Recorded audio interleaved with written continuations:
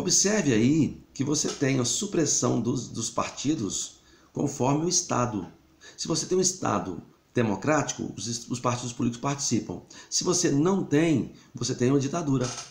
E principalmente o fechamento do Congresso Nacional.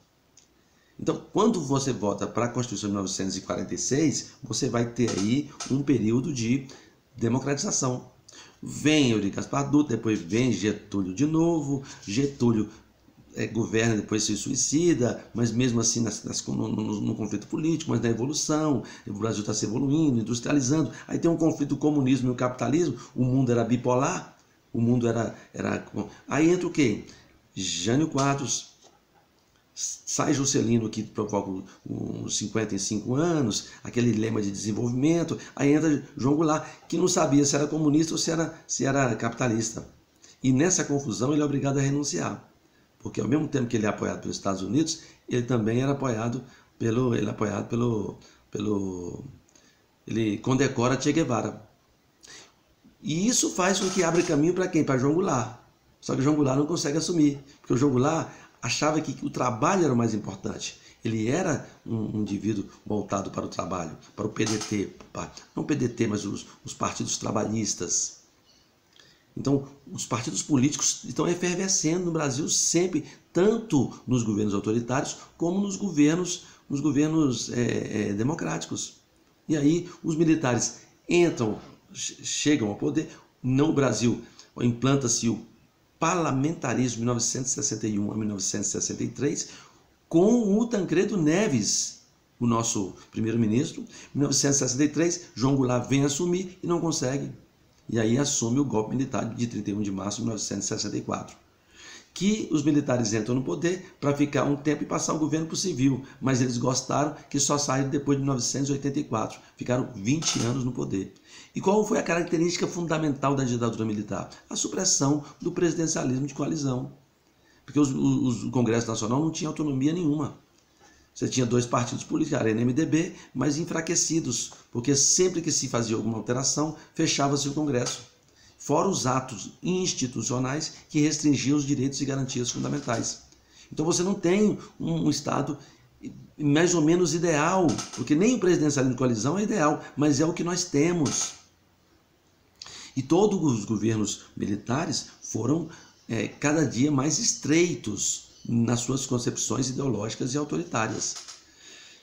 E aí vai se agravando a situação econômica, o Brasil vai se evoluindo, mas ao mesmo tempo a situação econômica vai se agravando, as restrições à luta pela liberdade é muito forte, e aí os artistas vão embora, o conflito entre os ministros supremos são aposentados, juízes são aposentados, a perseguição política e ideológica, os militares, e aí você vem para uma redemocratização.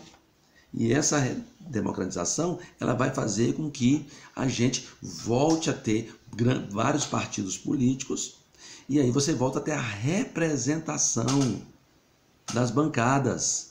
Bancada do boi, da bala, dos servidores públicos, dos índios, dos negros, dos industriais, dos banqueiros, de todo mundo. Ah, professor, mas eu não concordo com isso não. Então você não é democrático. A democracia funciona assim, eu quero ter meu espaço. Todo mundo quer ter seu espaço no parlamento, para poder falar, para poder pegar verba, para poder investir, conforme os interesses contraditórios de uma sociedade democrática.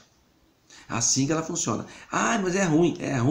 Ah, mas o presidente não pode fazer nada. Pode. O presidente faz muita coisa. Só que o Congresso aperfeiçoa ou piora. Então, por isso que ele tem que ter a base parlamentar lá. O governo Bolsonaro falou que não ia governar com presidencialismo de coalizão, e ele teve que governar. Tá certo? Então, claro que o governo Lula, o governo Fernando Henrique, governou com partidos, o governo Collor governou com partidos, o governo Sarney governou com partidos. Todos governaram no presidencialismo de coalizão. Só os militares que não. O militar não dava espaço para isso. Até porque não tinha transparência, não tinha controle do Estado.